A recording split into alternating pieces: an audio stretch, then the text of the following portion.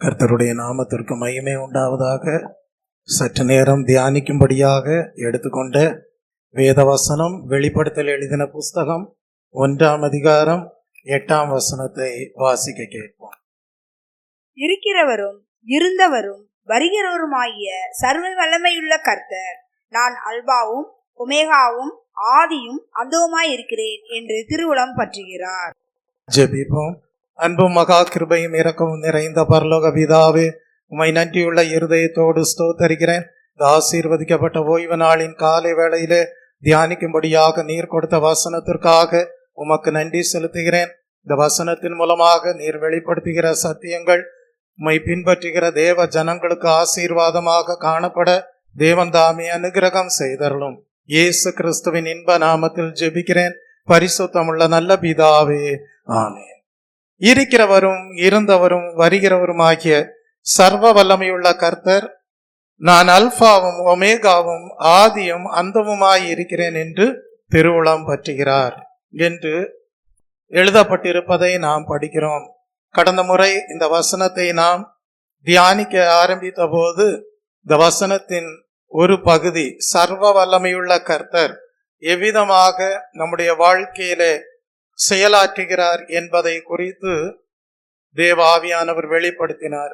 முதலாவது காரியம் என்னவென்றால், மனிதர்களால் முடியாத அசாத்தியமான காரியங்களை சர்வ வல்லமையுள்ள கர்த்தராய் இருந்து தேவன் செயலாற்றுகிறார் என்பதை கற்றுக்கொள்ள தேவன் அனுகிரகம் செய்தார். இரண்டாவதாக, சர்வ வல்லமையுள்ள கர்த்தர் எவ்விதமாக செயலாற்றுகிறார் என்பதை குறித்து நாம் படித்த வேளையிலே நம்முடைய தேவைகளை அறிந்து ஆவிக்குரிய வாழ்க்கையிலே, குடும்ப வாழ்க்கையிலே, ஊழியத்திலே நிறைவேற்றக்கூடியவராகவே காணப்படுகிறார் என்பதை கற்றுக்கொண்டோம். சர்வ வல்லமையுள்ள கர்த்தர் எவ்விதமாக செயலாற்றுகிறார் என்பதை குறித்து படிக்கும்போது இந்த நாளிலேயும் இன்னொரு 2 அனுபவங்களை சுட்டி காட்டிவிட்டு, நான் அல்பாவும் ஒமேகாவும் ஆதியும் அந்தவுமாய் இருக்கிறேன் என்று சொல்லப்பட்டிருக்கிற வேத பகுதிக்குள் கடந்து செல்ல தேவாவியானவர் விரும்புகிறார். சர்வ வல்லமையுள்ள கர்த்தர் எவ்விதமாக செயலாற்றுகிறார் என்றால், மலைக்குரிய தெய்வமாக செயலாற்றக்கூடியவராக இருக்கிறார். காட் ஆஃப் த மவுண்டைன் என்று சொல்லப்படுவதற்கு ஏதுவாக செயலாற்றக்கூடியவராக இருந்தார்.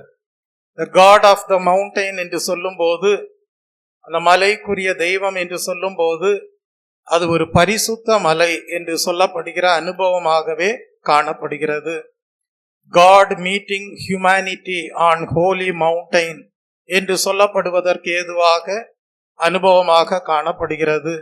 அதற்கு உதாரணமாக எடுத்துக்கொள்ள வேண்டும் என்றால், சீனாய் மலையின் அனுபவத்தை நாம் எடுத்துக்கொள்ளலாம். அங்கேதான் மோசேயை தேவன் சந்திக்கக்கூடியவராக காணப்பட்டார். இரவும் பகலும் 40 நாட்கள் உபவாசத்தோடு மோசே காணப்பட்ட வேளையிலேதான் அங்கே வைத்து 10 கற்பனைகள் கொடுக்கப்படக்கூடியதாக இருந்தது. அப்ப நம்ம பல நேரங்களிலே சொல்லுகிறோம், நம்முடைய தேவன் பள்ளத்தாக்கின் அனுபவத்திலே காணப்படுகிறார் என்று சொல்லுகிறவர்களாய் இருக்கிறோம். அதற்கு எடுத்துக்காட்டாக நாம் குறிப்பிடக்கூடிய வசனம் என்னவென்றால், சங்கீதம் 23ஆம் சங்கீதம் 4ஆம் வசனம், நான் மரண இருளின் பள்ளத்தாக்கிலே நடந்தாலும் பொல்லாப்புக்கு பயப்படேன், தேவரீர் என்னோடு கூட இருக்கிறீர் என்று நாம் சொல்லுகிறோம். பள்ளத்தாக்கின் அனுபவத்திலேயும் தேவன் இருக்கிறார் என்றால், இன்னொரு அனுபவம், அவர் பரிசுத்த மலைக்குரிய தெய்வமாகவும் காணப்படுகிறார். கர்த்தருடைய நாமத்திற்கு மகிமை உண்டாவதாக. புதிய ஏற்பாட்டின் காலத்திற்கு வரும்போது சீயோன் மலையை குறித்து படிக்கிறோம். dwelling place of God and the center of his kingdom என்று அறியப்படக்கூடிய தெய்வீக மலையாக காணப்படுகிறது. அப்ப சீயோன் மலையின் அனுபவம் என்று சொல்லும் போது அதுவும் பரிசுத்த மலையின் அனுபவமாக காணப்படுகிறது. தேவன் அங்கே வாசம் பண்ணுகிறார். அது சகல ராஜ்யங்களின் மத்திய பகுதியாக காணப்படுகிறது என்பதை நாம் அறிந்து கொள்கிறோம்.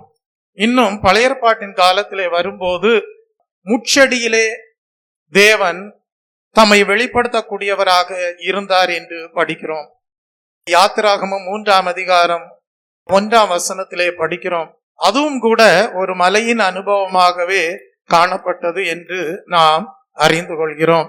கர்த்தருடைய நாமத்திற்கு மகிமை உண்டாவதாக.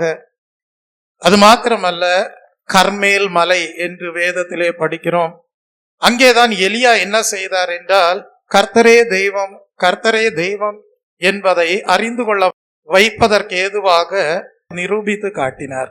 கர்த்தருடைய நாமத்திற்கு மகிமை உண்டாவதாக. அதுபோல ஒலிவ மலையின் அனுபவம் என்று நாம் வேதத்திலே படிக்கிறோம். தெய்வ பிள்ளையே, அங்கேதான் இயேசு கிறிஸ்துவனுடைய போதனைகள் காணப்பட்டது, இயேசு கிறிஸ்துவனுடைய ஜபம் காணப்பட்டது. இயேசு கிறிஸ்து உயிர்த்தெழுந்து பரமேறி சென்றதும் கூட ஒலிவ மலையிலிருந்தே காணப்பட்டது. இப்படியாக சர்வ வல்லமையுள்ள கர்த்தர் என்ன செய்கிறார் என்றால், தம்மை மலைக்குரிய தெய்வமாக வெளிப்படுத்தக்கூடியவராக, அது பரிசுத்த மலைக்குரிய தெய்வமாக தம்மை வெளிப்படுத்தக்கூடியவராக காணப்படுகிறார். கர்த்தருடைய நாமத்திற்கு மகிமை உண்டாவதாக. நீங்கள் பழைய ஏற்பாட்டின் காலத்திலே 1 ராஜாக்களின் புஸ்தகம் 20ஆம் அதிகாரம் 28ஆம் வசனத்திற்கு வரும்போது அங்கே ஒரு மலைக்குரிய சம்பவம் சொல்லப்பட்டிருக்கிறது.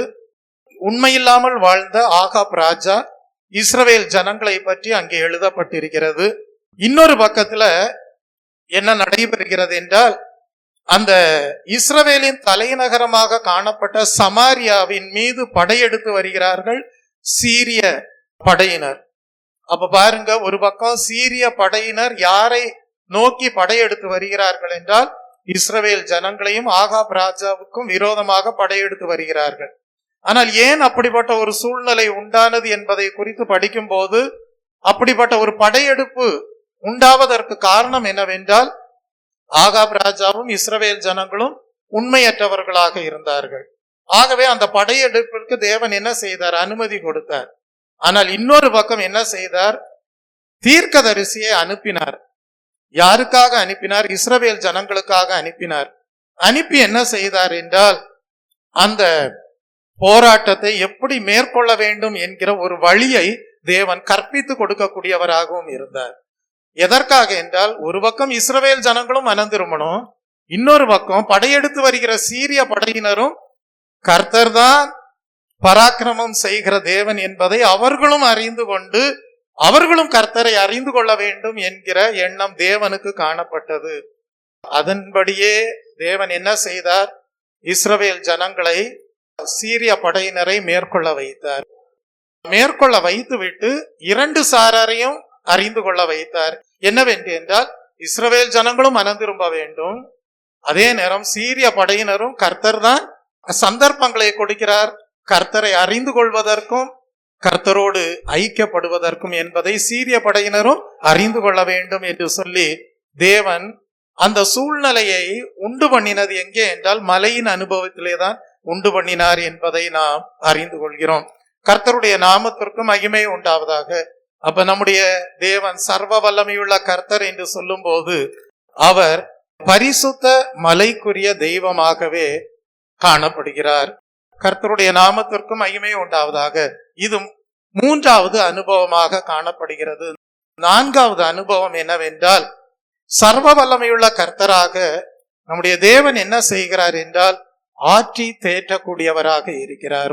கர்த்தருடைய நாமத்திற்கு மகிமை உண்டாவதாக. ஒரு தாய் தேற்றுவது போல நான் உங்களை தேற்றுவேன், நீங்கள் எருசலேமில் தேற்றப்படுவீர்கள் என்று எழுதப்பட்டிருக்கிறது. அந்த ஒரு தேற்றுகிற தேவனாக சர்வ வல்லமையுள்ள கர்த்தர் காணப்படுகிறார்.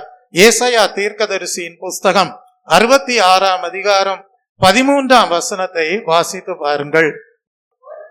ஒருவனை அவன் தாய் தேற்றுவது போல் நான் உங்களை தேற்றுவேன், நீங்கள் எருசலேமில் தேற்றப்படுவீர்கள். அப்படியானால் நம்முடைய தேவன் போஷிக்கிற தேவனாக, நம்முடைய தேவன் நமக்கு ஊட்டச்சத்தை கொடுக்கிற தேவனாக காணப்படுகிறார். ஏசாயா 40ஆம் அதிகாரம் 11ஆம் வசனத்தை வாசிக்கும் போது, மேய்ப்பனை போல தமது மந்தையை மேய்ப்பார், ஆட்டுக்குட்டியை தமது புயத்தினால் சேர்த்து தமது மடியிலே சுமந்து கரவலாடுகளை மெதுவாய் நடத்துவார். நம்முடைய தேவன் சர்வ வல்லமையுள்ள கர்த்தராய் இருக்கும்போது என்ன செய்கிறார்? மேய்ப்பனை போல என்ன செய்கிறார்? மந்தையை மேய்க்கிறார். ஆட்டுக்குட்டிகளை தமது புயத்தினால் சேர்த்து தமது மடியிலே சுமந்து கரவலாடுகளை மெதுவாய் நடத்துகிறார். கர்த்தருடைய நாமத்திற்கு மகிமை உண்டாவதாக. சாதாரணமான ஒரு ஸ்திரீ தேவனால் வழிநடத்தப்படுவதற்கும் ஒரு கர்ப்ப ஸ்திரீ தேவனால் வழிநடத்தப்படுவதற்கும் என்ன இருக்கிறது? வித்தியாசம் இருக்கிறது. அதுபோல ஒரு குழந்தையை தாய் தேற்றுவதற்கும் பெரியவர்களை வழிநடத்துவதற்கும் என்ன இருக்கிறது? வித்தியாசம் இருக்கிறது. ஆகவேதான் இங்கே ஒரு மந்தையோடு ஒப்பிடப்பட்டு மேய்ப்பன் எவ்விதமாக அந்த மந்தையை மேய்க்கிறவராக இருக்கிறார் என்பதை குறித்து எங்கே மெதுவாய் நடத்த வேண்டுமோ அங்கே மெதுவாய் நடத்துகிறார், எங்கே தேற்றி நடத்த வேண்டுமோ அங்கே தேற்றி நடத்துகிறார், எங்கே போஷித்து நடத்த வேண்டுமோ அங்கே போஷித்து நடத்துகிறார், எங்கே அடைக்கலம் கொடுத்து நடத்த வேண்டுமோ அங்கே அடைக்கலம் கொடுத்து நடத்துகிறார், எங்கே பாதுகாத்து நடத்த வேண்டுமோ அங்கே பாதுகாத்து நடத்துகிறார். அப்படிப்பட்ட சர்வ வல்லமையுள்ள கர்த்தராக நம்முடைய தேவன் மேய்ப்பராகவும் செயல்படுகிறார். யோவான் 10ஆம் அதிகாரம் 11ஆம் வசனத்தை வாசிக்கும் போது, நானே நல்ல மேய்ப்பன், நல்ல மேய்ப்பன் ஆடுகளுக்காக தன் ஜீவனை கொடுக்கிறான். ஆடுகளுக்காக என்ன செய்கிறான்? தன் ஜீவனையே கொடுக்கிறான். அப்படிதான் இயேசு கிறிஸ்து என்ன செய்தார்? நமக்கு நல்ல மேய்ப்பராக இந்த பூமிக்கு கடந்து வந்தார். அப்ப அந்த ஒரு மேய்ப்பனுடைய அந்த கரிசனை யாருக்கு காணப்படுகிறதோ அவர்களை தான் தேவன் சபையிலே மேய்ப்பர்களாக ஏற்படுத்துகிறார். Praise the Lord. அப்ப இந்த சபையிலே உங்களுக்கு நான் ஒரு மேய்ப்பனாக இருக்கிறேன்னா உங்களுக்காக நான் என்ன செய்ய வேண்டியது இருக்கு? நிறைய தியாகம் செய்ய வேண்டியது இருக்கிறது. உங்களுக்காக நான் அதிகமாக ஜெபிக்க வேண்டியது இருக்கிறது. உங்களுக்காக நிறைய ரிஸ்க் எடுக்க வேண்டியதும் இருக்கிறது. Praise the Lord. அதான் அங்க சொல்லுகிறார், ஆடுகளுக்காக தன் ஜீவனையே கொடுக்கிறான் என்று. Praise the Lord. கர்த்தருடைய நாமத்திற்கு மகிமை உண்டாவதாக. அப்படியானால் நம்முடைய தேவன் சர்வ வல்லமையுள்ள கர்த்தராய் இருக்கும் போது அவர் என்ன செய்கிறார்? ஸ்பிரிச்சுவல் நரிஷ்மெண்ட், போஷித்தல், ஆவிக்குரிய ஒரு போஷாக்கு வாழ்க்கையிலே கிடைக்கும்படியாக செய்கிறார். நல்ல ஒரு ப்ரொடெக்ஷன் கிடைக்கும்படியாக செய்கிறார். பாதுகாப்பு கிடைக்கும்படியாக செய்கிறவராய் இருக்கிறார். கர்த்தருடைய நாமத்திற்கு மகிமை உண்டாவதாக. இதன் மூலமாக தேவன் என்ன அறிந்து கொள்ள வைக்கிறார் என்றால், he will never forget those he loves. தேவன் யாரை நேசிக்கிறாரோ அவர்களை அவர் ஒரு நாளும் மறந்து போவதில்லை. ஏசாயா 49ஆம் அதிகாரம் 15 16 வசனங்களை வாசித்து பாருங்கள். தேவனால் நேசிக்கப்படுகிறவர்களை தேவன் எப்படி மறவாமல் ஆசீர்வதிக்கிறார் என்பதை குறித்து எழுதியிருப்பதை நாம் படிக்கிறோம். ஏசாயா 49ஆம் அதிகாரம் 15 16 வசனங்கள். ஸ்திரீயானவள் தன் கர்ப்பத்தின் பிள்ளைக்கு இறங்காமல் தன் பாலகனை மறப்பாளோ? அவர்களே மறந்தாலும் நான் உன்னை மறப்பதில்லை. இதோ என் உள்ளங்கைகளில் உன்னை வரைந்து வைத்திருக்கிறேன். உன் மதில்கள் எப்பொழுதும் என் முன் இருக்கிறது. ஒரு தாய் கூட பிள்ளைய மறந்துடலாமா? ஆனால் தேவன் யாரை நேசிக்கிறாரோ அவர்களை அவர் ஒரு நாளும் மறப்பதே இல்லை. அதனால்தான் பக்தன் பாடுகிறான், மறவாமல் நினைத்தீரையா, மனதார நன்றி சொல்வே, இரவும் பகலும் என்னை நினைத்து நடத்தி நீரே, இரவும் பகலும் என்னை நினைத்து இதுவரை நடத்தி நீரே. நன்றி நன்றி ஐயா, கோடி கோடி நன்றி ஐயா, நன்றி நன்றி ஐயா, கோடி கோடி நன்றி ஐயா. அப்படியானால் சர்வ வல்லமையுள்ள கர்த்தர் என்ன செய்கிறார் என்றால், நம்மை ஆவிக்குரிய வாழ்க்கையிலே போஷிக்கக்கூடியவராய் இருக்கிறார், பாதுகாக்கக்கூடியவராய் இருக்கிறார், வழிநடத்தக்கூடியவராக இருக்கிறார், நல்ல மேய்ப்பராக செயல்படுகிறார், மறவாமல் நினைத்தருளக்கூடியவராய் இருக்கிறார், பரிசுத்த மலைக்குரிய தெய்வமாகவும் காணப்படுகிறார். அப்படிப்பட்ட சர்வ வல்லமையுள்ள கர்த்தர் தான் சொல்லுகிறார். இப்பொழுது வருவோம் வெளிப்படுத்தல் 1ஆம் அதிகாரம் 8ஆம் வசனத்திற்கு. நான் அல்பாவும் ஒமேகாவும் ஆதியும் அந்தமுமாய் இருக்கிறேன் என்று சொல்லுகிறார். கர்த்தருடைய நாமத்திற்கு மகிமை உண்டாவதாக. தெய்வ பிள்ளையே, ஏன் இந்த சர்வ வல்லமையுள்ள கர்த்தரை குறித்து ஒரு 4 பாயிண்ட் சொன்னேன்னா, நீங்கள் ஆராதனை செய்யும் போது அந்த பாயிண்ட்ஸை பயன்படுத்தி என்ன செய்யலாம்? தேவனை துதிக்கலாம், தேவனை என்ன செய்யலாம்? ஆராதிக்கலாம், தேவனை என்ன செய்யலாம்? மகிமைப்படுத்தலாம்.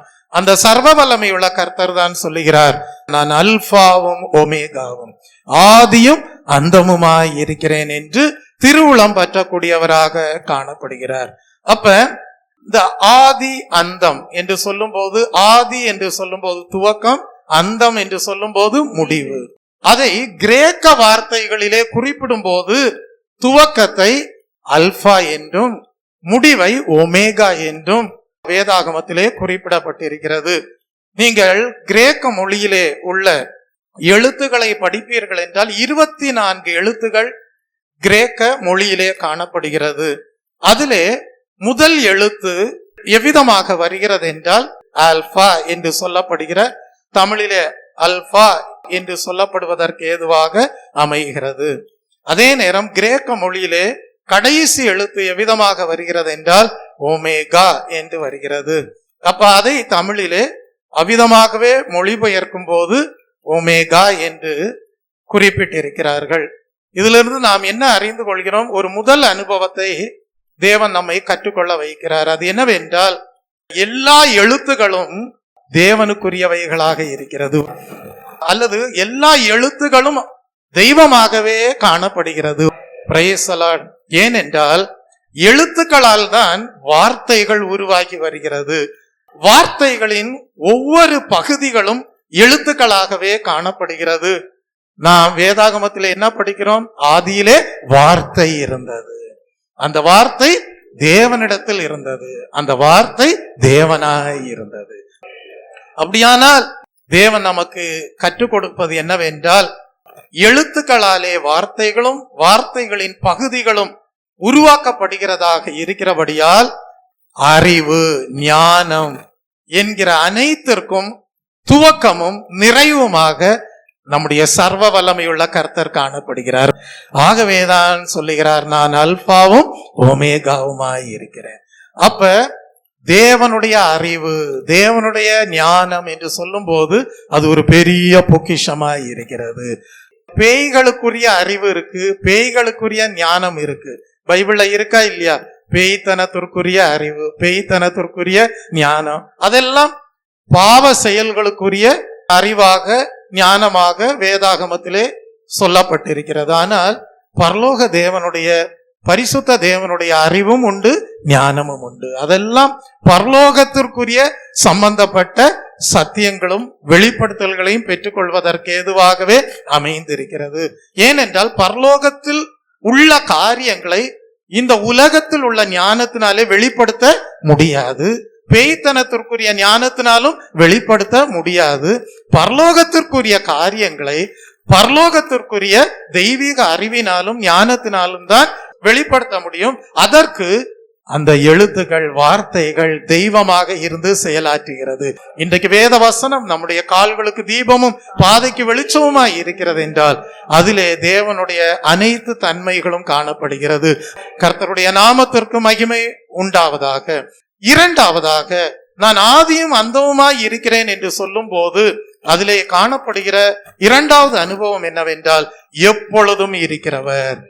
உலகம் தோன்றினது என்று சொல்லும் போது உலகம் தோன்றுவதற்கு முன்பாகவே இருந்தவர்.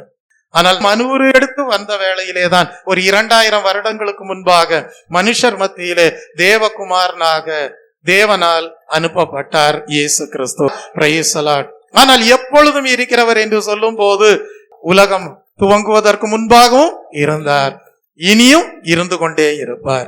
ஆகவேதான் அவரை குறித்து நாம் என்னவென்று சொல்லுகிறோம் என்றால் நித்திய தேவன் என்று சொல்கிறோம். Praise the Lord.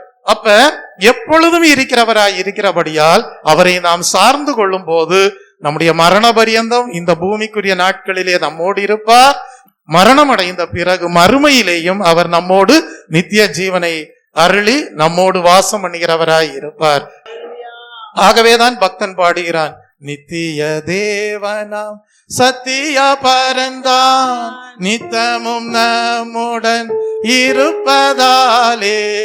நித்திய தேவனாம் சத்திய பரந்தான் நித்தமும் நம்முடன் இருப்பதாலே அவர் நல்லவர் என்றும் துதியுங்கள், அவர் கிருபை என்றும் உள்ளது. அவர் நல்லவர் என்றும் துதியுங்கள், அவர் கிருபை என்றும் உள்ளது. தேவ கிருபை என்றும் உள்ளது, அவர் கிருபை என்றும் உள்ளது. அவரை போற்றி துதித்து பாடி அல்லேலூயா என்றார் பரிபோ. அவரை போற்றி துதித்து பாடி அல்லேலூயா என்றார் பரிபோ. Praise the Lord. தெய்வ பிள்ளையே, அப்படியானால் நித்தியமான தேவன், the eternal God, அப்படின்னா அவர் என்ன செய்வார்? அந்தந்த காலங்களுக்கு கொடுக்க வேண்டிய வெளிப்படுத்தல்களை கொடுத்து கொண்டே இருப்பார். அந்தந்த காலங்களிலே கொடுக்க வேண்டிய சத்தியங்களை வெளிப்படுத்தி கொண்டே இருப்பார். அது அவருடைய மகிமையான அறிவாக, மகிமையான ஞானமாக வெளிப்படுத்தப்பட்டு கொண்டே இருக்கும். Praise the Lord. அது தேனிலும் தேன் கூட்டில் இருந்து ஒழுகும் தெளிதேனை போல மதுரமாய் இருக்கும். அது பொன்னிலும் பசும் பொன்னிலும் விலையேற பெற்றதாய் இருக்கும். அந்த வெளிப்படுத்தல்கள் கர்த்தருடைய நாமத்திற்கு மகிமை உண்டாவதாக. ஆகவே தேவன் நமக்கு கொடுக்கிற அந்த வெளிப்பாட்டை அந்த காலத்திற்குரிய ஆசீர்வாதமான பொக்கிஷமாக நாம் நம்முடைய வாழ்க்கையில ஏற்றுக்கொண்டு அதை நாம் நடைமுறைப்படுத்தி வாழும் போது தேவன் என்ன செய்வார் என்றால், நம்மை கொண்டு அவர்தான் ஆதியும் அந்தமுமாய் இருக்கிறார் என்பதை விளங்க வைக்கக்கூடியவராய் இருப்பார். கர்த்தருடைய நாமத்திற்கு மகிமை உண்டாவதாக. அப்படியானால் அவர் தொடர்ந்து நமக்கு வெளிப்படுத்தல்களை அவருடைய சத்தியமாக உண்மையாக வெளிப்படுத்தக்கூடியவராகவே இருந்து கொண்டே இருப்பார். சதா காலங்களிலும் வாழ்கிற நித்தியமான தேவன். கர்த்தருடைய நாமத்திற்கு மகிமை உண்டாவதாக. ஆகவேதான் தெய்வ பிள்ளையே, நாம் எப்பொழுதும் என்ன செய்ய வேண்டும்? நேற்றைக்கு கிடைத்த அந்த வெளிப்பாட்டிலேயே திருப்தியாய் இருக்கக்கூடாது. கர்த்தாவே, இந்த நாளில நான் வேத புஸ்தகத்தை எடுத்து வாசிக்க போறேன், இந்த நாளில எனக்கு தேவையான ஒரு வெளிப்பாட்டை எனக்கு தாரும் என்று சொல்லி நாம் ஜெபிக்கும் போது கர்த்தர் என்ன செய்வார் என்றால், ஒரு புதிய மன்னாவை நமக்கு ஆசீர்வாதமாக கொடுப்பார். Praise the Lord. அது நம்முடைய ஆத்துமாவிற்கு திருப்தியாய் இருக்கும். அது நம்முடைய ஆத்துமாவிற்கு மதுரமாய் இருக்கும். அது நம்முடைய ஆத்துமாவிற்குள்ளாக தேவ பிரசன்னத்தை கொண்டு வந்ததாய் இருக்கும். Praise the Lord. தேவனுடைய மகிமை அந்த வெளிப்படுத்தல்கள் மூலமாக நம் வாழ்க்கையில் இருந்து வெளிப்படக்கூடியதாகவே இருக்கும். மெய்யாகவே சொல்ல முடியும், நமக்குள்ளே தங்கி இருக்கிறவர் மகிமையின் ஆவியானவர் என்று.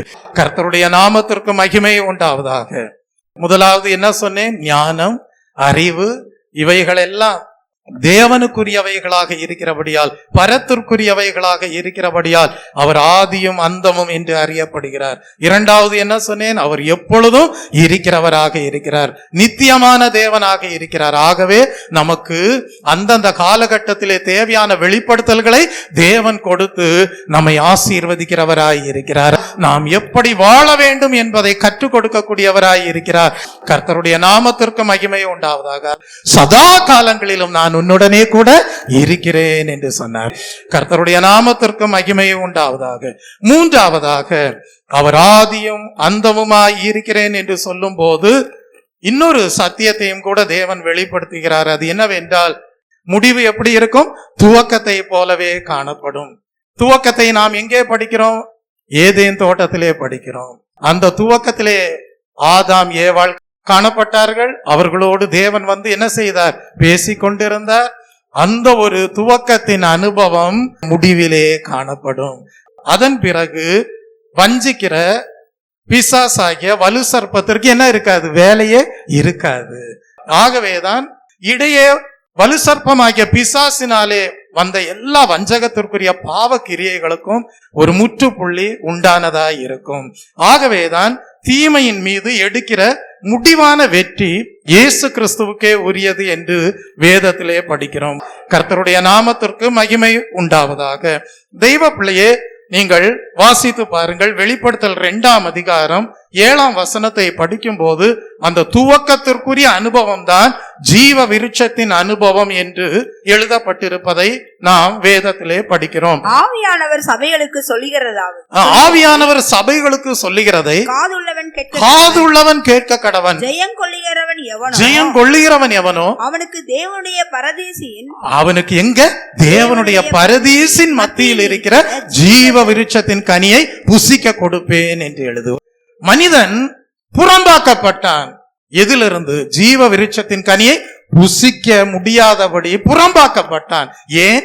பிசாசாகிய வலு சர்ப்பத்தின் வார்த்தைகளுக்கு கீழ்ப்படிந்து நன்மை தீமை என்கிற கனியை அவன் புசிக்க ஒப்பு கொடுத்தபடியால் ஜீவ விருட்சத்தின் கனியை புசிக்கிற பாக்கியத்தை என்ன செய்து விட்டான்? இழந்து போய்விட்டான்.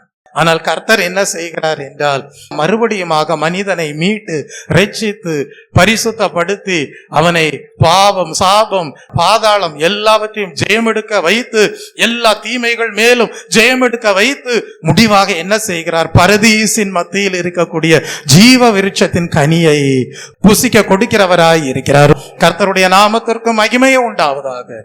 தெய்வ பிள்ளையே, அப்படியானால் அவர் அப்படிதான் ஆதியும் அந்தவுமாக செயல்படுகிறார். முடிவு எப்படி காணப்படும்? துவக்கத்தை போல காணப்படும். துவக்கம் எப்படி இருந்தது? மனிதன் ஜீவ விருட்சத்தின் கனியை புசிக்க கூடிய கிருபை பெற்றவனாக காணப்பட்டான். ஆனால் அந்த பாக்கியத்தை இழந்து போனானே, அதை மறுபடியும் மனிதன் பெற்றுக்கொள்ளக்கூடியவனாக மாறுகிறான். கர்த்தருடைய நாமத்திற்கு மகிமை உண்டாவதாக. அதே போலதான் சில வசனங்களை நாம் வெளிப்படுத்தல் எழுதின புஸ்தகத்திலே படிக்கிறோம். வெளிப்படுத்தல் 22ஆம் அதிகாரம் 1 முதல் 4 வசனங்களை வாசித்து பாருங்கள். வெளிப்படுத்தல் 22 1 முதல் 4 வசனங்கள். பின்பு பளிங்கை போல் தெளிவான ஜீவ தண்ணீர் உள்ள, பின்பு பளிங்கை போல் தெளிவான ஜீவ தண்ணீர் உள்ள சுத்தமான நதி தேவனுடைய ஆட்டுக்குட்டியானவரும் தேவனும் ஆட்டுக்குட்டியானவரும் இருக்கிற சிங்காசனத்திலிருந்து புறப்பட்டு வருகிறதை எனக்கு காண்பித்தான். நகரத்து வீதியின் மத்தியில், நல்லா பாருங்க, நகரத்து வீதியின் மத்தியிலும் நதியின் இருகரையிலும் 12 விதமான கனிகளை தரும் ஜீவ விருட்சம் இருந்தது. அது மாதந்தோறும் தன் கனியை கொடுக்கும். அந்த விருட்சத்தின் இலைகள் ஜனங்கள் ஆரோக்கியம் அடைகிறதற்கு ஏதுவானவைகள். Praise the Lord. அதனால்தான் பக்தன் பாடுகிறான், இலைகள் எல்லாம் மருந்தாகணும், கனிகள் எல்லாம் உணவாகணும். அப்ப அந்த கனிகள் கெட்டு போவதில்லை. Praise the Lord. அது ஏன்? ஜீவன் உள்ளது. அல்லேலூயா. நித்திய ஜீவனுக்குரியது. Praise the Lord. பரலோக ஜீவனுக்குரியது, பரத்திற்குரியது.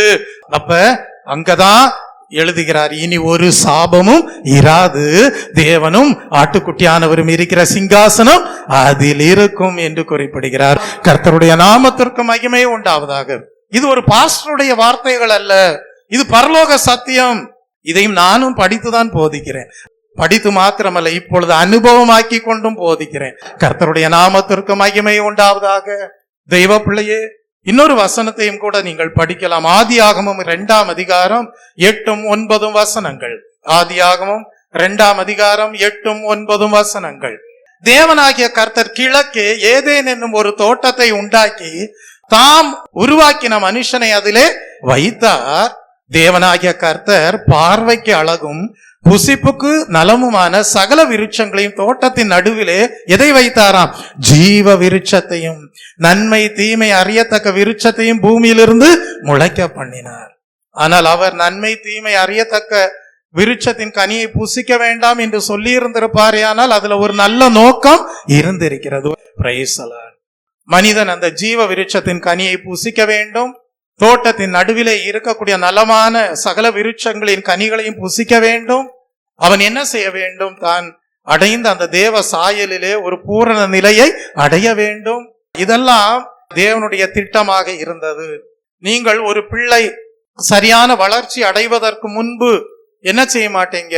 கொடுக்க கூடாத காரியங்களை புசிக்க கொடுக்க மாட்டீங்க. அதுபோல தேவனும் என்ன செய்திருக்கிறார் என்றால், மனிதன் நன்மை தீமை அறியத்தக்க விருட்சத்தின் கனியை என்ன செய்யக்கூடாது? புசிக்க கூடாது. இன்னும் தேவனுடைய சாயல்ல என்ன செய்யணும்? பூரணம் அடையணும். அதற்கேதுவாக தேவன் என்ன செய்தார் என்றால், ஜீவ விருட்சத்தின் கனியையும் நலமான விருட்சங்களின் கனியையுமே புசித்து வாழ்ந்தால் போதும், அப்பொழுது தேவனோடு உறவாடி கொண்டிருக்கலாம், தீமை அவர்களை என்ன செய்யாது, பற்றி பிடிக்காது என்பதை உணர்த்தக்கூடியவராக இருந்தார்.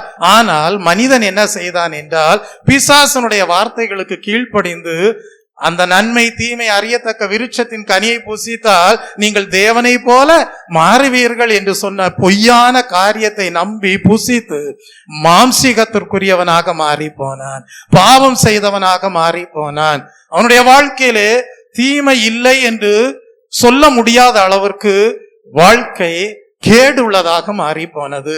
தெய்வ பிள்ளையே, தேவன் அந்த நன்மை தீமை அறியத்தக்க விருட்சத்தின் கனியை எதற்காக வைத்தார் என்றால், சரியாக நன்மை எது தீமை எது என்பதை பகுத்தறியக்கூடிய வயது வந்த பிறகு அதிலே பயிற்சி எடுக்கும்படியாக தான் அதை வைத்திருந்தார்.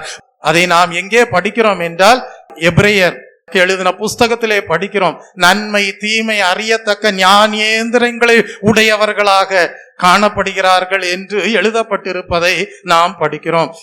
பலமான ஆகாரமானது நன்மை தீமை இன்னதென்று பயிற்சியினால் பகுத்தறியத்தக்கதாக முயற்சி செய்யும் ஞானேந்திரியங்களை உடையவர்களாகிய பூரண வயதுள்ளவர்களுக்கே தகும். அப்ப தேவன் எல்லாவற்றிற்கும் ஒரு நல்ல நோக்கத்தை தான் வைத்திருந்தான். ஆனால் பிசாசானவன் என்ன செய்து விட்டான்?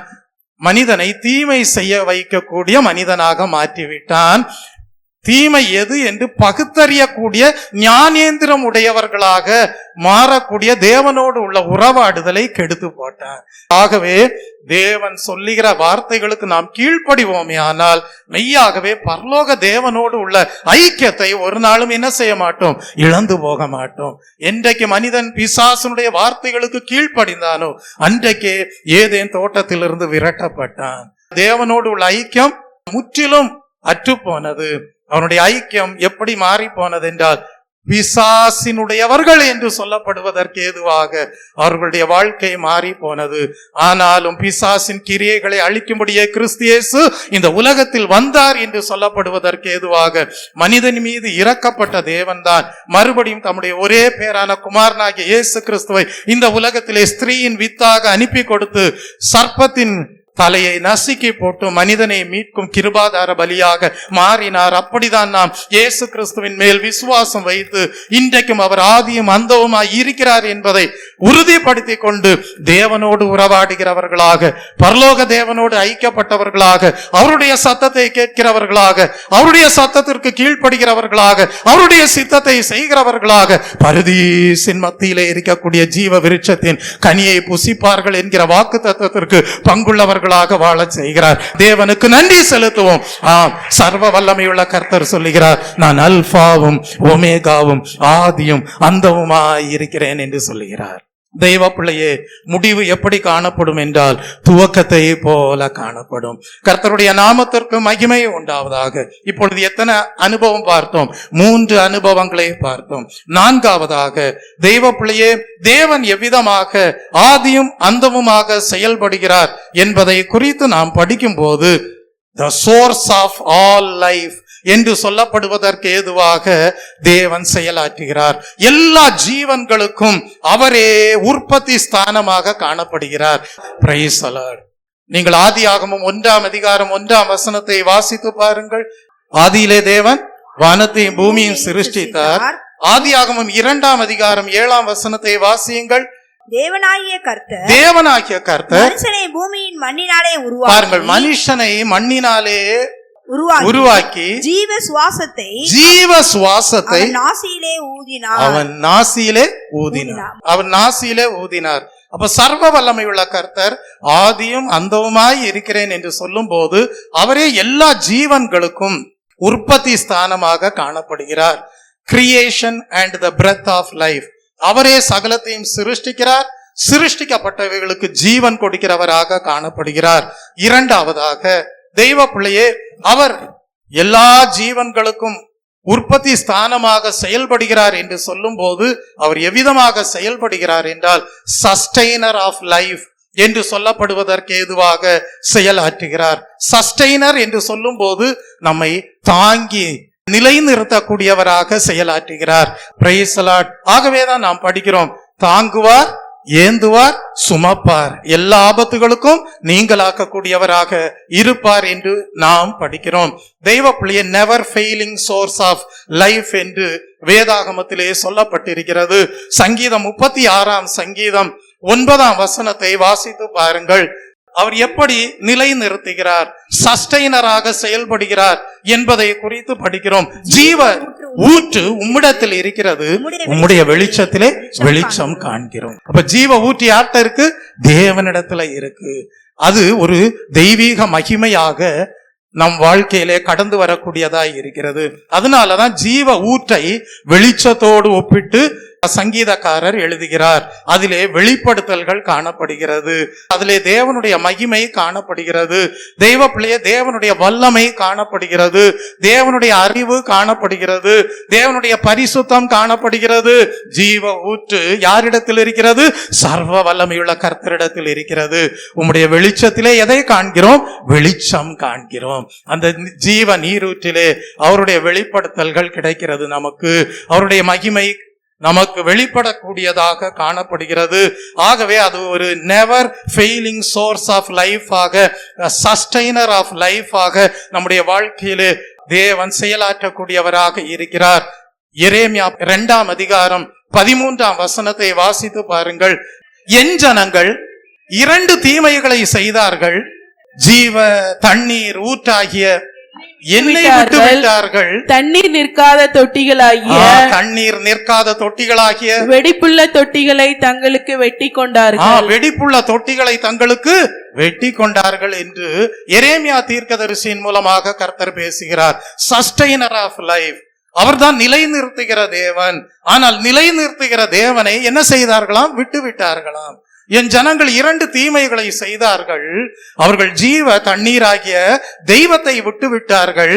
ஆனால் தண்ணீர் நிற்காத வெடிப்புள்ள தொட்டிகளை அவர்கள் தெரிந்தெடுக்கக்கூடியவர்களாக இருந்தார்கள். ஆகவே அப்படிப்பட்டவர்கள் தெய்வத்தாலே நிலை நிறுத்தப்பட முடியாது. எரேமியா 17 13 வாசிக்கும் போது அந்த ஜீவ நீரூற்றுக்கு தங்கள் வாழ்க்கையிலே யார் இடம் கொடுத்து தேவனாலே நிலைநிறுத்தப்படுகிறார்களோ அவர்கள்தான் எப்படி காணப்படுவார்கள்? பரலோக தேவன் மேல் நம்பிக்கை வைத்தவர்களாக காணப்படுவார்கள். ஆகவேதான் அங்கே படிக்கிறோம், இஸ்ரவேலின் நம்பிக்கைக்குரிய கர்த்தாவே, உம்மை விட்டு விலகுகிற யாவரும் வெட்கப்படுவார்கள். அவர்கள் ஜீவனுள்ள தண்ணீரின் ஊற்றாகிய கர்த்தரை விட்டு விலகி போனபடியினால் உம்மை விட்டு அகன்று போகிறவர்களின் பெயர் புழுதியிலே எழுதப்படும். சஸ்டைனர் ஆஃப் லைஃப், நிலை நிறுத்துகிற தேவன். அந்த நிலை நிறுத்துகிற பரலோக தேவன் மேல் நம்பிக்கை வைக்காமல் போகிறவர்கள் வெட்கப்படுவார்களாம். அவர்களுடைய பெயர் புழுதியிலே எழுதப்படுமாம். நம்முடைய பெயர் ஜீவ புஸ்தகத்திலே எழுதப்படக்கூடியதா இருக்கிறது. கர்த்தருடைய நாமத்திற்கு மகிமை உண்டாவதாக. அதே போல நீதிமொழிகள் 10 11 வாசித்து பாருங்கள். நீதிமொழிகள் 10 11 நீதிமானுடைய வாய் ஜீவ ஊற்று, கொடுமையோ துன்மார்க்கனுடைய வாயை அடைக்கும். நீதிமானுடைய வாய் எப்படி காணப்படுகிறது? ஜீவ ஊற்றாக செயலாற்றுகிறது. இந்த பாஸ்டர் வந்தாரா, சில நல்ல காரியங்களை சொல்லிட்டு போவாரு, நம்ம குடும்பத்துக்கு நல்லதை சொல்லிட்டு போவாரு. அந்த எண்ணம் தான் விசுவாசிகளுக்கு காணப்படுகிறது. Praise the Lord. வந்தா ஏதாவது நல்லது செஞ்சுட்டு போவாரு. Praise the Lord. நீதிமானுடைய வாய் எப்படி இருக்கிறது? ஜீவ ஊற்றாக காணப்படுகிறது.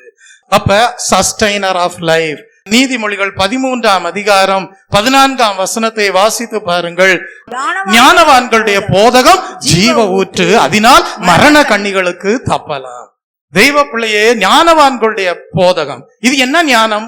பேய்த்தனத்திற்குரிய ஞானம் அல்ல, இது பரலோகத்திற்குரிய ஞானம். அது எப்படி வருகிறதாம்? ஜீவ ஊற்றை போல வருகிறதாம். அதனாலே பில்லி சூனியத்தினாலே உண்டாகிற மரண கண்ணிகளுக்கு தப்பலாம். செய்வன ஏவல்களினாலே வருகிற மரண கண்ணிகளுக்கு தப்பலாம். பிசாசின் கிரியைகளாகிய வலுசற்பத்தின் தந்திரமான கிரியைகளுக்கு என்ன செய்யலாம்? தப்பலாம். பாதாளத்தின் மரண கண்ணிகளுக்கு தப்பலாம். ஞானவான்களுடைய போதகம் எப்படி இருக்கிறது? ஜீவ ஊற்றாய் இருக்கிறது. அதனால் பாவ மரண கண்ணிகளுக்கு என்ன செய்ய முடியும்? தப்ப முடியும். தெய்வ பிள்ளையே, ஆகவே நம்மை சஸ்டைனராக நிலை நிறுத்தக்கூடிய தேவனாக, ஆதியும் அந்தமும் உள்ள ஒமேகாவுமாக காணப்படுகிற தெய்வம் இருக்கிறார். அதனாலதான் நிறைய பேர் பாடுறாங்க, தேவனுடைய கிருபையினால நிலை நிற்கிறோம் என்று. அந்த தேவனுடைய கிருபை தான் அவருடைய ஜீவ ஊற்றாக நம் வாழ்க்கையிலே கடந்து வருகிறது. நீதிமொழிகள் 14ஆம் அதிகாரம் 27ஆம் வசனத்தை வாசித்து பாருங்கள். நீதிமொழிகள் 14ஆம் அதிகாரம் 27ஆம் வசனம். கர்த்தருக்கு பயப்படுதல் ஜீவ ஊற்று, அதனால் மரண கண்ணிகளுக்கு தப்பலாம். தெய்வ பிள்ளையே, அதனாலதான் ஒரு இடத்துல எழுதப்பட்டிருக்கிறது, வேடனுடைய கண்ணிக்கு தப்பின குருவியை போல தப்பினோம் என்று சங்கீதக்காரரும் கூட எழுதுகிறார். Praise the Lord. தெய்வ பிள்ளையே, அப்படியானால் நம்முடைய தேவன் ஆதியும் அந்தவுமாக காணப்படும் போது ஜீவனுக்கு உற்பத்தி ஸ்தானமாக காணப்படுகிறார். அவர் உருவாக்குகிறார், ஜீவனை கொடுக்கிறார், நிலை நிறுத்தக்கூடியவராகவும் இருக்கிறார். Praise the Lord. நம்முடைய ஆவிக்குரிய வாழ்க்கையிலே அவர் ஜீவனை கொடுக்கக்கூடியவராக இருக்கிறார். நம்ம பிறக்கும் போதே ஒரு ஜீவனோடு தான் பிறக்கிறோம். ஆனால் ஒருவன் கிறிஸ்துவுக்குள் இருந்தால் புது சிருஷ்டியாக மாறுகிறானே, அதற்குரிய ஒரு புதிய ஜீவனையும் தேவன் நமக்கு இயேசு கிறிஸ்துவின் மூலமாக கொடுத்து நம்முடைய வாழ்க்கை கிறிஸ்துவுக்குள் வாழ்வதற்கு ஏதுவாக ஆசீர்வதிக்கக்கூடியவராய் இருக்கிறார். Life in Christ. நம்முடைய பிசிக்கல் லைஃபுக்கு மாத்திரமல்ல, நம்முடைய பிசிக்கல் லைஃபுக்கு ஒரு ஜீவன் இருக்கிறது என்றால் இன்னொரு லைஃப் இருக்கிறது. அது என்ன லைஃப்? Eternal life. என்ன லைஃப்? Eternal life. நித்திய ஜீவன், பரலோகத்திலே வாழ வேண்டிய ஒரு வாழ்க்கை இருக்கிறது. அதற்குரிய ஜீவனையும் தேவன் நமக்குள்ளாக நித்திய ஜீவனாக கொடுத்து கிறிஸ்துவுக்குள் வாழ்கிறவர்களாக நம்மை உறுதிப்படுத்துகிறார். அதனாலதான் பைபிள்ல ஒரு வசனம் படிக்கிறோம், தேவன் கொடுக்கிற கிருபை வரமோ அவராலே அருளப்படுகிற நித்திய ஜீவனாய் இருக்கிறது. Praise the Lord. அப்ப கிறிஸ்துவுக்குள் வாழ்கிற ஒரு வாழ்க்கையை தான் பரலோக வாழ்க்கையாக வேதம் சுட்டி காட்டுகிறது.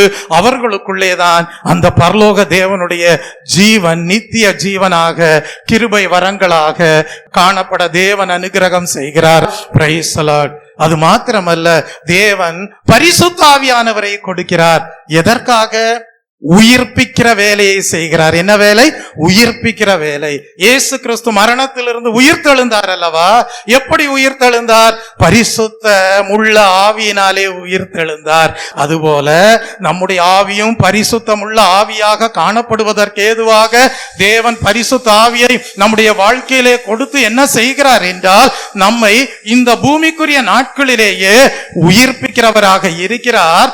இன்னொரு நம்பிக்கையும் நம்முடைய வாழ்க்கையில ஏற்படுத்துகிறார். அந்த நம்பிக்கை என்னவென்றால், நம்முடைய சரீர மரணத்திற்கு பிறகும் கிறிஸ்து எப்படி உயிர்த்தெழுந்தாரோ அதுபோல நாமும் என்ன செய்வோம்? கிறிஸ்துவுக்குள் மரித்தவர்கள் முதலாவது எழுந்திருப்பார்கள் என்கிற நம்பிக்கைக்குரியவர்களாக, அந்த உயிர்த்தெழுதலின் நம்பிக்கை உடையவர்களாக வாழ செய்கிறார். கர்த்தருடைய நாமத்திற்கு மகிமை உண்டாவதாக. அது மாத்திரமல்ல, அவர் ஆதியும் அந்தவுமாக செயலாற்றுகிறார் என்றால் அவருடைய ஆளுகை எப்படி காணப்படுகிறது? நம்முடைய சகல அசைவுகளிலேயும் காணப்படுகிறது.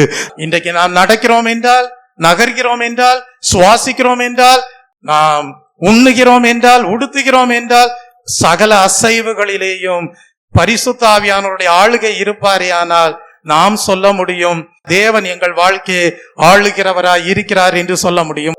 அப்ப life is a divine gift என்று நாம் அறிந்து கொள்கிறோம்.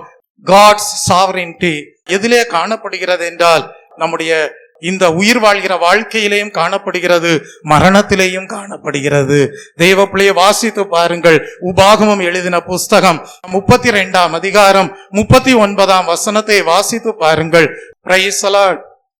நானே அவர், என்னோட வேற தேவன் இல்லை. பாருங்க, தெளிவாக சொல்ற, அவர் ஒருத்தர் தான் பரலோக தேவன்.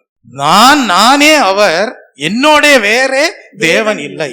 அப்படின்னா என்ன? மற்ற காரியங்கள் எல்லாம் விழுந்து போன தேவர்களாக, மனுஷரை அடிமைப்படுத்தக்கூடியவைகளாகவே இருக்கிறது. அதனாலதான் அங்க எழுதப்பட்டிருக்கிறது, நானே அவர், என்னோட வேற தேவன் இல்லை. இல்ல பாஸ்டர், உங்க இயேசுநாதருக்கு கூட எங்க இதையும் கொஞ்சம் சேர்த்து வச்சுக்கோங்கன்னா, இல்ல, அதை சேர்த்து வச்சா தீமை என்ன செய்யும்? ஒட்டிக்க ஆரம்பிக்கும். என்ன செய்யும்? ஒட்டிக்க ஆரம்பிச்சிரும். பாவம் என்ன செய்ய ஆரம்பிச்சிரும்? ஒட்டிக்க ஆரம்பிச்சிரும். அதனாலதான் கொரிந்து புஸ்தகத்துல பவுல் எழுதுகிறார், தேவனுடைய ஆலயத்திற்கும் விக்கிரகத்திற்கும் என்ன சம்பந்தம் இருக்கு? நான் உங்களுக்கு பிதாவாகிய தேவனாய் இருப்பேன், நீங்கள் எனக்கு குமாரரும் குமாரத்திகளுமாய் இருப்பீர்கள். இங்க சொல்றாரு, நானே அவர், என்னுடைய வேறே தேவன் இல்லை என்பதை இப்பொழுது பாருங்கள். நான் சொல்லுகிறேன், நானே உயிர்ப்பிக்கிறேன், நானே காயப்படுத்துகிறேன், நானே சொஸ்தப்படுத்துகிறேன், என் கைக்கு தப்புவிப்பார் இல்லை. அவ்வளவு பெரிய சர்வ வல்லமையுள்ள தேவனாக காணப்படுகிறார். அவர்தான் சொல்றார், நான் தான் உங்களை உயிர்ப்பிக்க முடியும், நான் தான் உங்களை சொஸ்தமாக்கும்படியாக சில நேரங்களை காயப்படுத்தவும் முடியும், என்னுடைய கைக்கு தப்புவிப்பார் இல்லை என்று சொல்லுகிறார். தெய்வ பிள்ளையே, அவ்வளவு மகத்துவமான தேவனை தான் நாம் ஆராதித்து கொண்டிருக்கிறோம். கர்த்தருடைய நாமத்திற்கு மகிமை உண்டாவதாக. அப்ப இந்த ஸ்கிரிப்சர் எதை அஃபர்ம் பண்ணுகிறது என்றால், God's sovereignty over life and death. மரணத்திலும் அவருடைய ஆளுகை இருக்கிறது, ஜீவனிலே வாழ்கிற வாழ்க்கையிலேயும் கர்த்தருடைய ஆளுகை இருக்கிறது. ஆகவே இன்றைக்கு நாம் வாழ்கிறோம் என்றால் இது ஒரு டிவைன் கிஃப்டாக காணப்படுகிறது. இந்த ஒரு வாழ்க்கையை அந்த ஒரு பரலோக தேவனுக்கு நாம் ஒப்புவித்து ஜீவிப்போமே ஆனால் உயிர்ப்பிக்கப்பட்டவர்களாய் இருப்போம். Praise the Lord. ஜீவ விருட்சத்தின் கனியை புசிக்கக்கூடிய பாக்கியத்தை பெற்றவர்களாய் இருப்போம். அவர் என்ன, ஆதியும் அந்தவுமாய் இருக்கிறார். The fulfillment of all perfection. அவருடைய unchanging nature எவ்விதமாக காணப்படுகிறது என்றால், பூரணமான தெய்வம். அவர்ல என்ன இல்ல, பழுதொன்றும் இல்லை, மாறுபாடில்லாத மாற்ற முடியாத தன்மையுள்ள பரிசுத்தமுள்ள பூர்த்தி அடைந்த நிலையை நாம் தெய்வத்திலே காண்கிறோம். சகல நற்குணங்களும் நிறைந்த தெய்வமாக காணப்படுகிறார். அவருடைய நீதி, அவருடைய இரக்கம், அவருடைய சத்தியம் அனைத்தும் எவ்விதமாக காணப்படுகிறது, நன்மைக்கு ஏதுவாகவே காணப்படுகிறது. அவரிலே சகல நற்குணத்தையும் நாம் காண்கிறவர்களாக இருக்கிறோம். பழுதொன்றும் இல்லை என்று சொல்லப்படுவதற்கு ஏதுவாக பரலோக தேவன் காணப்படுகிறார். அப்படியானால் இந்த நாளிலே தேவன் நமக்கு கற்றுக் கொடுக்கிற ஒரு விஷயம் என்ன? மனிதனே, நீ எங்கே திருப்தி அடையும்படியாக நாடி ஓடினாலும் அதிலே நீ மெய்யான ஒரு இளைப்பாறுதலை கண்டடைய முடியாது.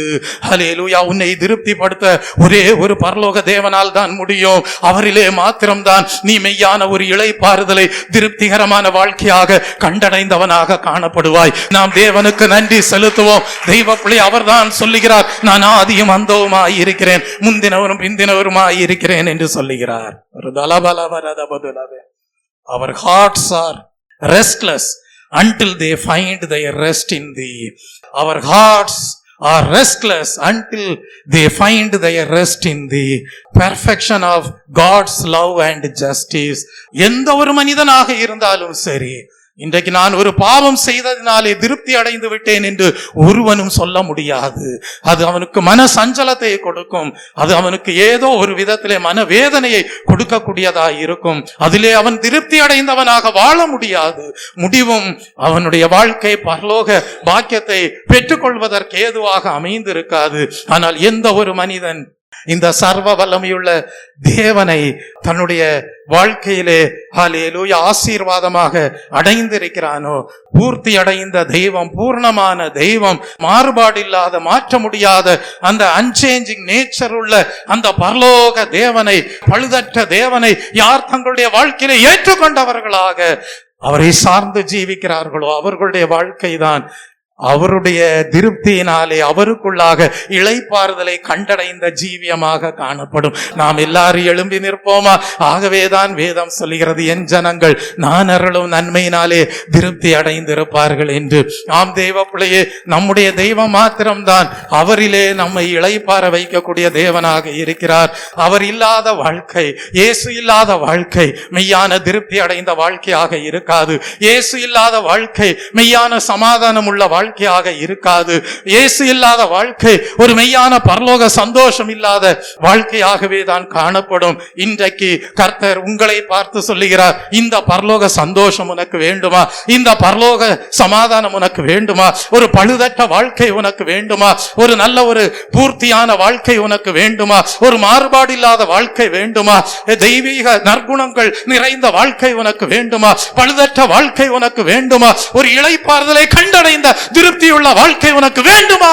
ஒரு அந்த சர்வ வல்லமையுள்ள கர்த்தர் சொல்லுகிறார், நான் ஆதியும் அந்தவுமாய் இருக்கிறேன். வருத்தப்பட்டு பாரம் சுமக்கிறவர்களே, நீங்கள் எல்லாரும் என்னிடத்தில் வாருங்கள், நான் உங்களுக்கு இளைப்பாறுதலை தருகிறேன் என்று சொல்கிறார்.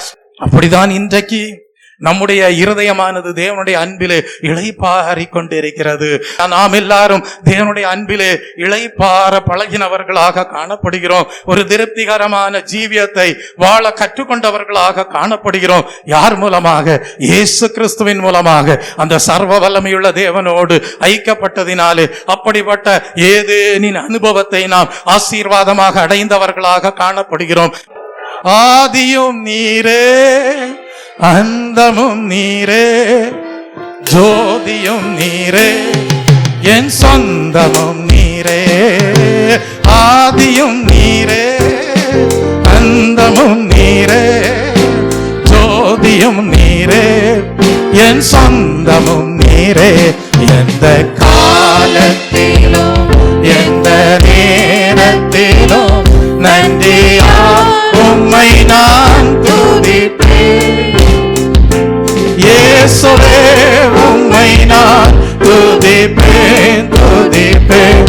இந்த வேளையிலும் துதிப்பேன். இயேசுவே உம்மை நான் துதிப்பேன், துதிப்பேன். இந்த வேளையிலும் துதிப்பேன். உங்களை பார்த்து உங்களுடைய பழைய நண்பர்கள் கூப்பிடலாம். உங்கள் பழைய நண்பர்கள் உங்களை பார்த்து கூப்பிடலாம். வா, இன்னைக்கு அங்க போலாம், ஒரு தப்பு செய்யறதுனால ஒரு சந்தோஷம் கிடைக்கும்னு கூப்பிடலாம்.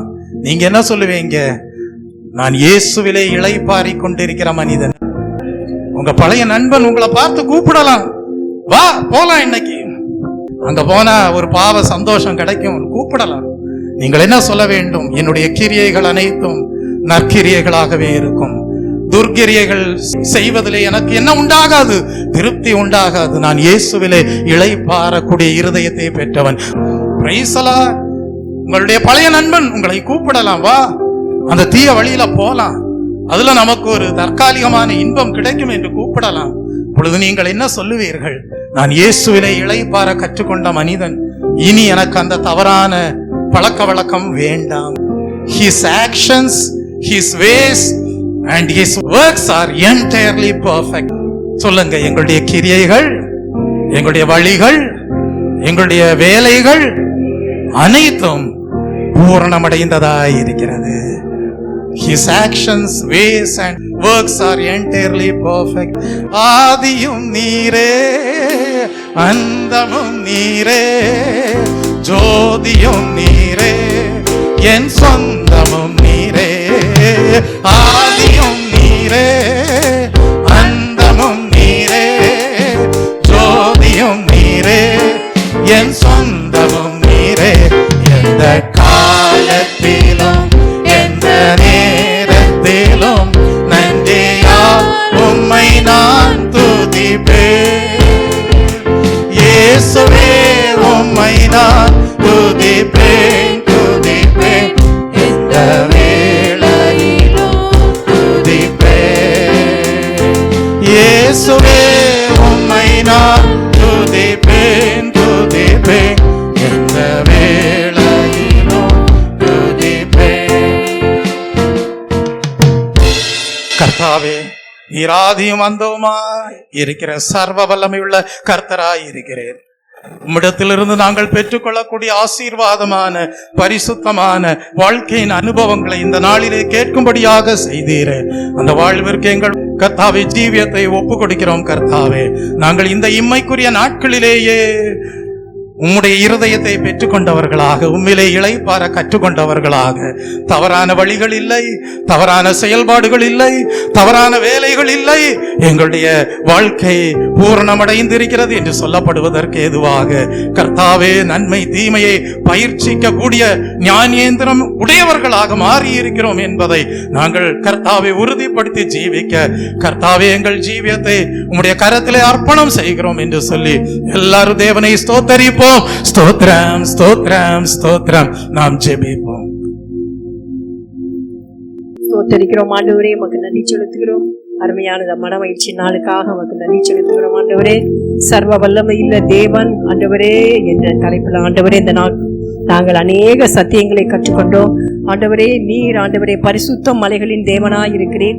பள்ளத்தாக்கின் அனுபவங்களிலே நாங்கள் செல்லும் பொழுது அங்கும் ஆண்டவரே எங்களை பலப்படுத்துகிற தேவனாய் இருக்கிறேன். அது மாத்திரமல்ல, எங்களை ஆற்றி தேற்றக்கூடிய தேவனாய் இருக்கிறேன். எங்களை ஒவ்வொரு நாளும் பாதுகாத்து போஷிக்கிற தேவனாய் இருக்கிறேன்.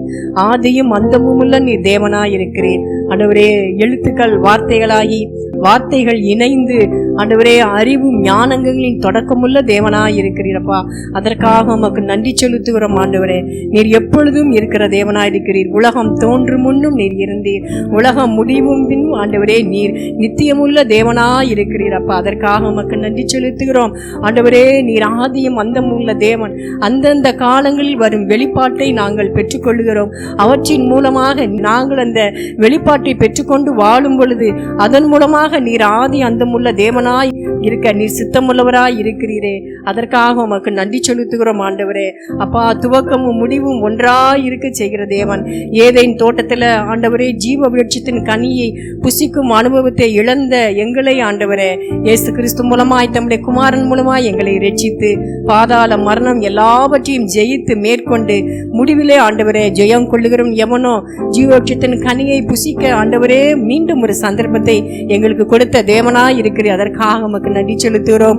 அப்படியாக ஆதியும் அந்தமுமாய் இருக்கிற தேவன் எல்லா ஜீவன்களுக்கும் உற்பத்தி ஸ்தானமாய் இருக்கிறீரப்பா. ஆண்டவரே, மனுஷனை மண்ணினாலே படைத்து அவன் நாசியிலே சுவாசத்தை ஊதி ஜீவ ஆத்துமாக உண்டாக்கின தேவன். எங்களை தாங்கி நிலைநிறுத்தக்கூடிய தேவனாய் இருக்கிறீரப்பா. ஜீவ ஊற்றாகிய உம்முடைய வெளிச்சத்திலே நாங்கள் வல்லமை, பரிசுத்தம், மகிமை இவற்றையெல்லாம் நாங்கள் பெற்று ஆண்டவரே இந்த வெளிச்சத்தை பெற்று பிரகாசிக்கிற மக்களாய் எங்களை நடத்துகிறீரே. அதற்காக உமக்கு நன்றி செலுத்துகிறோம். ஆண்டவரே, அப்படியாக ஆண்டவரே இந்த உலகத்துக்கு வாழ வேண்டிய ஆண்டவரே ஜீவனை அதற்குரிய சகல ஆசீர்வாதங்களை கொடுத்து அது மாத்திரமல்ல பரலோகத்தில் நாங்கள் வாழ வேண்டிய ஜீவனையும் கர்த்தர் நீர் கொடுக்கிறீரப்பா. கிறிஸ்துவுக்குள் வாழ்கிறவன் என்கிற ஆண்டவரே அந்த பொக்கிஷமான வாழ்க்கை அனுபவத்தை எங்களுக்கு இந்த பூமியில கொடுத்திருக்கிறீரே. அதற்காக உமக்கு நன்றி செலுத்துகிறோம். பரிசுத்த ஆவியானவரை கொடுத்து உயிர்ப்பிக்கிற தேவனாய் இருக்கிறீர். உயிர்த்தெழுதலின் நம்பிக்கையை பெற்றுக் கொள்கிற எங்களுக்கு ஆண்டவரே அப்படிப்பட்ட கிருபை வரத்தையும் கொடுக்கிற தேவனாய் இருக்கு. அதற்காய் நன்றி செலுத்துகிறோம். ஆண்டவரே, ஆதியும் அந்தமும் உள்ள தேவன். ஒவ்வொரு அசைவுகளிலும் நீர் இருக்கிறீரப்பா. நாங்கள் உமக்குள்ளே அசைகிறோம், பிழைக்கிறோம், நடக்கிறோம் என்று வேதம் சொல்லப்பட்டபடியாக ஆண்டவரே எங்களுடைய அசைவுகளில் நீர் இருக்கிறீர். அதற்காய் உமக்கு நன்றி செலுத்துகிறோம். ஆண்டவரே, நீர் கொள்ளுகிற தேவன், அதே மாதிரி உயிர்ப்பிக்கிற தேவனாய் இருக்கிறீர். காயப்படுத்துகிற தேவன், நீர் சொஸ்தப்படுத்துகிற தேவனாய் இருக்கிறீர். அதற்காக உமக்கு நன்றி செலுத்துகிறோம். ஆண்டவரே, சர்வ வல்லமையுள்ள தேவனுக்குள் நாங்கள் மெய்யான இளைப்பாறுதலையும் ஆனந்தத்தையும் பெற முடியும். நீர் பூர்த்தி அடைந்த தெய்வம் ஆண்டவரே, பழுதற்ற தெய்வம் ஆண்டவரே. அப்படியாக ஆண்டவரே நீர் ஆண்டவரே சர்வ வல்லமையில தேவனாயிருந்து ஆதியும் அந்தமுள்ள தேவனாயிருந்து ஆண்டவரே இந்த உலகத்தில் எங்களுக்கு சகல ஆசீர்வாதங்களையும் பெற்று தருகிற தேவனாயிருக்கிறேன். ஆண்டவரே, முடிவிலே நித்தியத்திலையும் கூட இருந்து எங்களை வழிநடத்துகிற தேவனாயிருக்கிறபடியால் நன்றி செலுத்துகிறோம். எங் ஜனங்கள் நான் தரும் நன்மையினால் திருப்தி ஆவார்கள் என்ற வாக்குத்தத்தத்தை இந்த நாளிலே கர்த்தர் எங்களுக்கு கொடுத்து எங்கள் சபை முழுவதையும் ஆண்டவரே ஆசீர்வதிக்கிற தேவனா இருக்கிறீர். ஆண்டவரே, இந்த வசனத்திற்கு எங்கள் சபை முழுவதையும் கரங்கள்ல ஒப்பு கொடுக்கிறோம். ஆதியும் அந்தமும் உள்ள தேவன் எங்களுடைய வாழ்க்கையின் தொடக்கம் முதல் முடிவு வரையிலும் கூட இருந்து எங்களை வழிநடத்தி ஆசீர்வதிக்கிற தேவனாயிருக்கு என்பதற்காக உமக்கு நன்றி செலுத்துகிறோம்.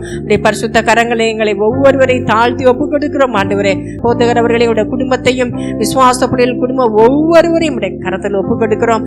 ஆசீர்வதிக்கிற கரம் கூட இருந்து எங்களை வழிநடத்தும்படியாய் ஜெபிக்கிறோம்.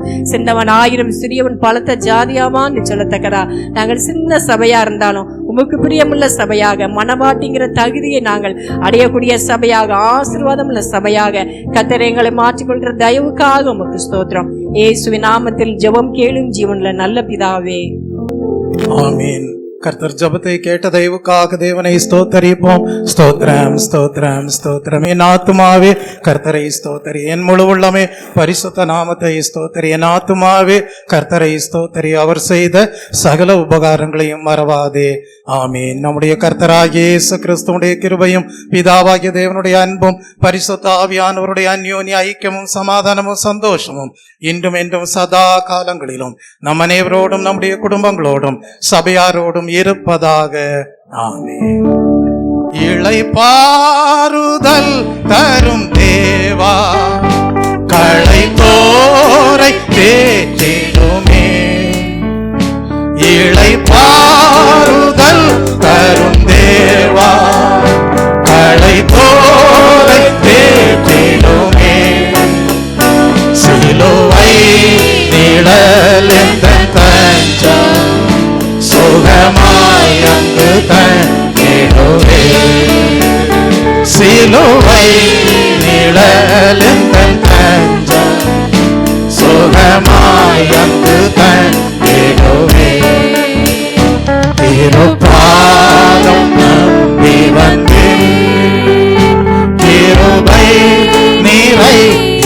இயேசுவே தமதன்பை கண்டடைந்தே தேவ சமூகத்திலே தமதன்பை கண்டடைந்தே தேவ சமூகத்திலே.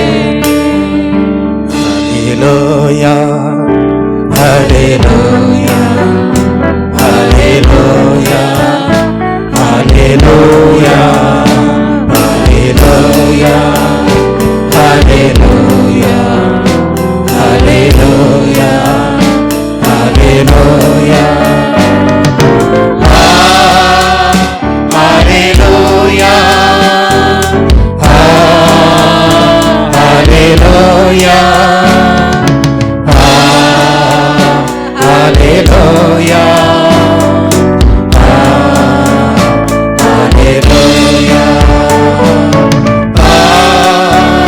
Hallelujah, Hallelujah, Hallelujah, Hallelujah. சர்வ வல்லமையுள்ள கர்த்தர் ஆதியும் அந்தமும் அல்பாவும் ஒமேகாவுமாய் இருக்கிற தேவனாக உங்கள் வாழ்க்கையிலே அறிவு பரலோக ஞானம் என்கிற பொக்கிஷமாக உங்கள் வாழ்க்கையிலே இருந்து ஆசீர்வதிக்கிறவராக தெய்வ பிள்ளையே எப்பொழுதும் இருக்கிறவராக உங்களுக்கு தேவையான வெளிப்பாட்டை உங்களுக்கு கொடுத்து சத்தியமுள்ள தேவனாக இருந்து அவருடைய சித்தம் நிறைவேற உங்களை ஆசீர்வாதமாக்கி தெய்வ பிள்ளையே அவரே உங்களுடைய வாழ்க்கையிலே சோர்ஸ் ஆஃப் ஆல் லைஃப் என்று சொல்லப்படுவதற்கு ஏதுவாக லைஃப் கிவராக இருந்து சஸ்டெய்னராக இருந்து ரெஸ்டோரராக இருந்து அவரே உங்கள் வாழ்க்கையிலே ஃபுல்ஃபில்மெண்ட் ஆஃப் ஆல் பெர்ஃபெக்ஷன் என்று சொல்லப்படுவதற்கு ஏதுவாக உங்கள் வாழ்வை பூர்ணப்படுத்தினார். நாங்கள் தேவனுடைய இருதயத்தை பெற்று தேவனுக்குள்ளாக இளைப்பாறுதலை கண்டடைந்தோம் என்கிற சாட்சியோடு வாழ தேவன் தாமே உங்களை ஆசீர்வதித்து பலப்படுத்தி மேன்மைப்படுத்துவாராக. ஆமீன்.